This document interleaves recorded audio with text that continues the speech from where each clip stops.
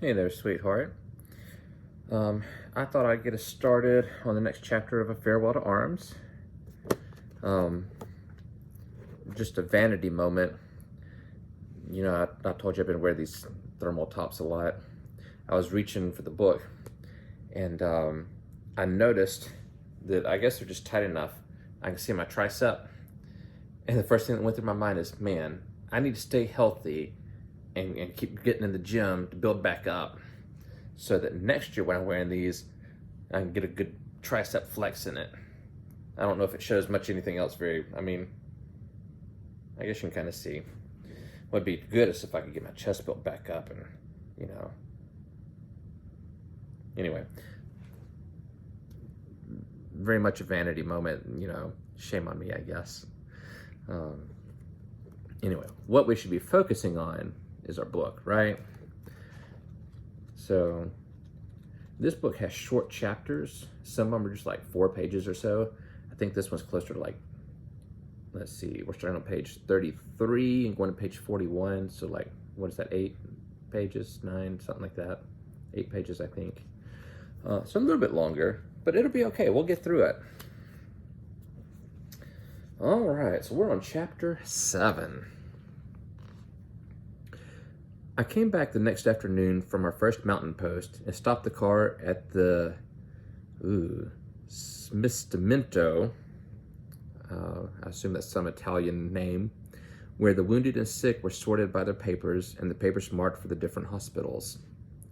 I had been driving, and I sat in the car, and the driver took the papers in. It was a hot day, and the sky was very bright and blue, and the road was white and dusty. I sat in the high seat of the Fiat and thought about nothing. A regiment... Can you think about nothing? I've always heard that girls, because, brains are different, that girls don't have that neutral gear where they can just sit there and just kind of let their brains idle. It's always moving and working and thinking about something. Is that true? Can you not do that? I can. Not that I do it often anymore, but sometimes you can just sit there and I can just sit there and just, nothing's really going through my head. Anyway, sorry. A regiment went by in the road, and I watched them pass. The men were hot and sweating. Some wore their steel helmets, but most of them carried them slung from their packs. Most of the helmets were too big and came down almost over the ears of the men who wore them. The officers all wore helmets, better-fitting helmets. It was half of the Brigada Basilicata. Boy, these Italian words trip me up. I identified them by the red and white striped collar mark. There were stragglers going by long after the regiment had passed, men who could not keep up with their platoons. Boy, I hear you get in trouble when you can't keep up. They were sweaty, dusty, and tired. Some looked pretty bad. A soldier came along after the last of the stragglers. He was walking with a limp. He stopped and sat down beside the road. I got down and went over. Here. What's the matter? He looked up at me and then stood up. I'm going on. What's the trouble? The war. What's wrong with your leg? It's not my leg. I got a rupture. Why don't you ride with me with the transport? Oh, I just added 2 words. Why don't you ride with the transport, I asked. Why don't you go to the hospital? They won't let me. The lieutenant said I slipped the truss on purpose. I don't know what a truss is. I've heard that. It's something to do with trucks, right? I need to look that up. Let me feel it. It's way out. Which side is it on? Here. I felt it. Cough, I said. I'm afraid it'll make it bigger. It's twice as big as it was this morning. Sit down, I said. As soon as I get the papers on these wounded, I'll take you along the road and drop you with your medical officers. He'll say I did it on purpose. They can't do anything, I said. It's not a wound. You've had it before, haven't you? But I lost the truss. They'll send you to a hospital. Can't I stay here, Tenente? No, I haven't any papers for you. The driver came out of the door with the papers for the wounded in the car. 4 for 105, 2 for 132, he said. They were hospitals beyond the river. You drive, I said. I helped the soldier with the rupture up on the seat with us. You speak English, he asked. Sure. How you like this, GD war? Rotten. I say it's rotten. I say it's rotten. Were you in the States? Sure. It's Pittsburgh. I knew you was an American. Don't I talk Italian good enough? I knew you was an American, all right. Another American, said the driver in Italian, looking at the hernia man. Listen, Lieutenant. Do you have to take me to that regiment? Yes. Because the captain doctor knew I had this rupture. I threw away the truss so it would get bad and I wouldn't have to go to the line again. I see. Couldn't you take me no place else? If it was closer to the front, I could take you to a first medical post. But back here, you gotta have papers. If I go back, they'll make me get operated on, and then they'll put me in the line all the time. I thought it over. You wouldn't want to go in the line all the time, would you? He asked. No. Man, isn't this a GD war? Listen, I said. You get out and fall down by the road and get a bump on your head, and I'll pick you up on our way back and take you to a hospital. We'll stop by the road here, Aldo. We stopped at the side of the road. I helped him down. Is that a good plan? Fall down and hit your head, we'll be back later? How hard are you going to hit it? What if you, need help now? They're going to be back in an hour or two, and you're going to be on the side of the road with a head injury?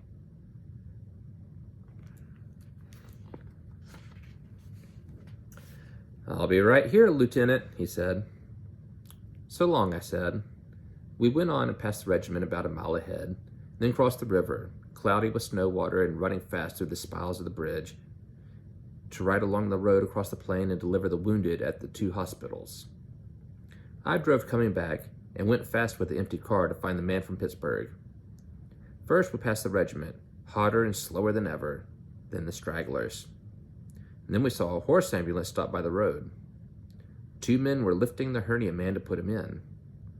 They had come back for him. He shook his head at me. His helmet was off and his forehead was bleeding below the hairline. His nose was skinned and there was dust on the bloody patch and dust in his hair. Look at that bump, Lieutenant, he shouted. Nothing to do. They come back for me. When I got back to the villa, it was 5 o'clock, and I went out where we washed the cars to take a shower. Then I made out my report in my room, sitting in my trousers and an undershirt in front of the open window. In 2 days, the offensive was to start, and I would go with the cars to Plava. It was a long time since I had written to the States, and I knew I should write, but I had let it go so long that it was almost impossible to write now. There was nothing to write about. I sent a couple of Army Zona de Guerra postcards, crossing out everything except I am well. That should handle them. Those postcards would be very fine in America, strange and mysterious. This was a strange and mysterious war zone, but I supposed it was quite well run and grim compared to other wars with the Austrians. The Austrian army was created to give Napoleon victories, any Napoleon.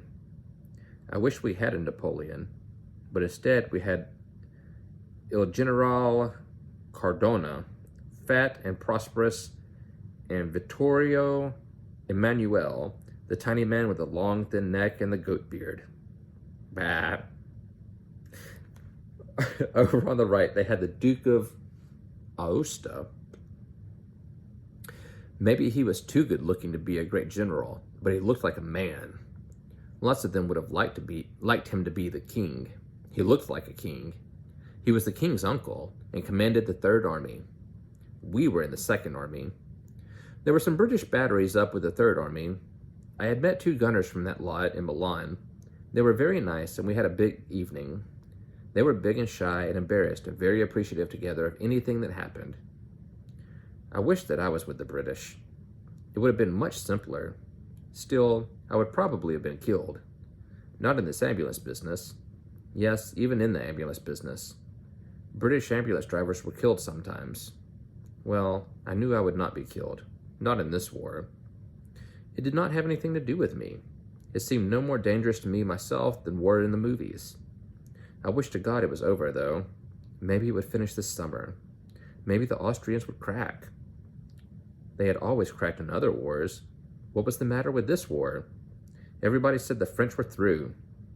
Rinaldi said that the French had mutinied and troops marched on Paris. I asked him what happened, and he said, "Oh, they stopped them." I wanted to go to Austria without war. I wanted to go to the Black Forest. I wanted to go to the Harz Mountains. Where were the Harz Mountains anyway? They were fighting in the Carpathians. I did not want to go there anyway. It might be good, though. I could go to Spain if there was no war. The sun was going down, and the day was cooling off. After supper, I would go and see Catherine Barclay. I wish she were here now. I wished I were in Milan with her. Man, we're just reading this man's thoughts. He's just, sitting there thinking to himself for an hour, and we're just reading all of it. I would like to eat at the Cova, and then walk down the Via Manzoni in the hot evening and cross over and turn off along the canal and go to the hotel with Catherine Barclay. Maybe she would.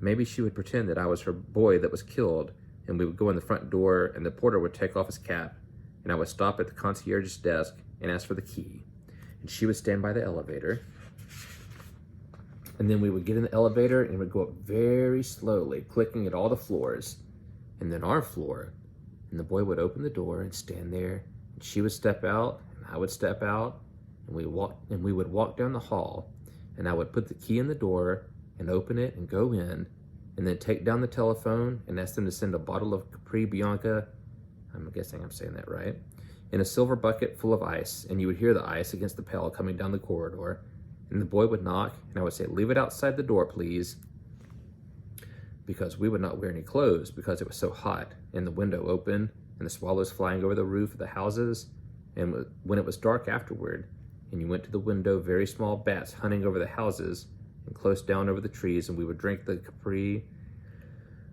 We need a period or a comma. Goodness. And we would drink the Capri, and the door locked, and it hot, and only a sheet, and the whole night, and we would both love each other all night in the hot night in Milan. That was how it ought to be. I would eat quickly and go and see Catherine Barclay. I have a feeling he's in for a disappointing evening.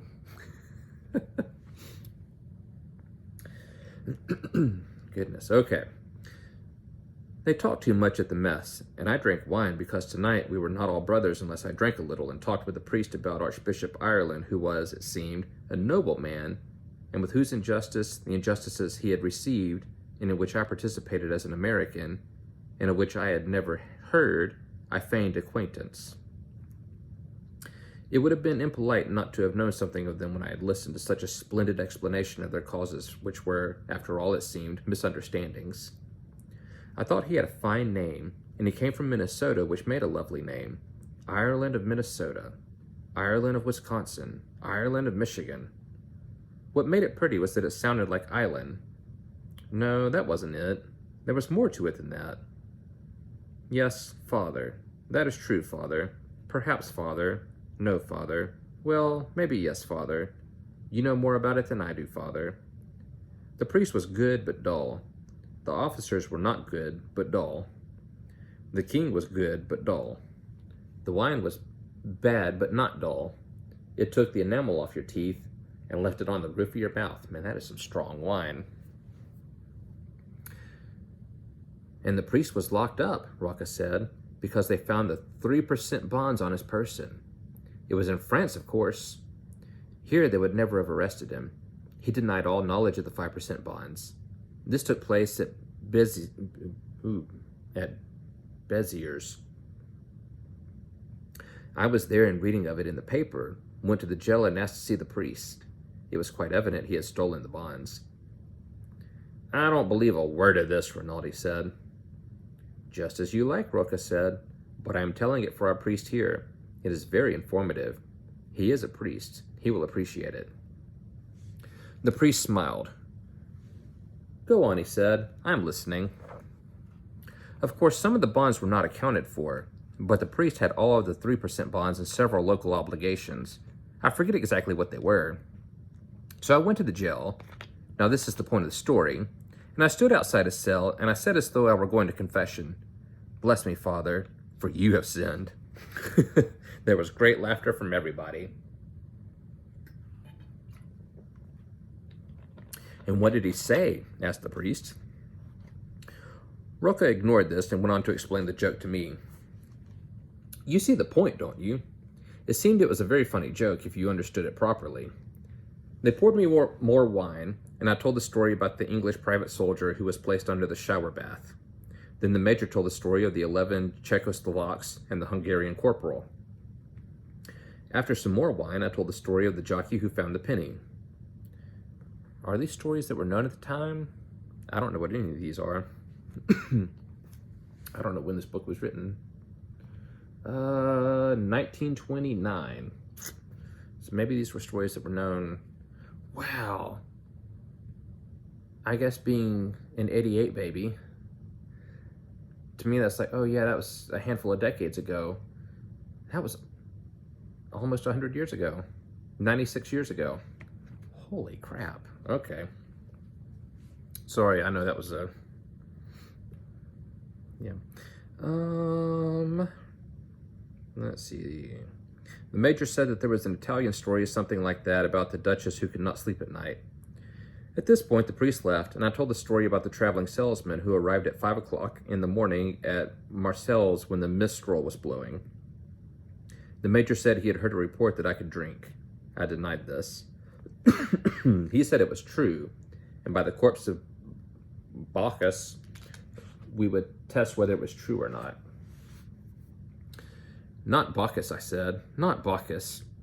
"Yes, Bacchus," he said. "I should drink cup for cup and glass for glass with Bossi, Filippo Vincenzzi." Bossi said no, that was no test because he had already drunk twice as much as I.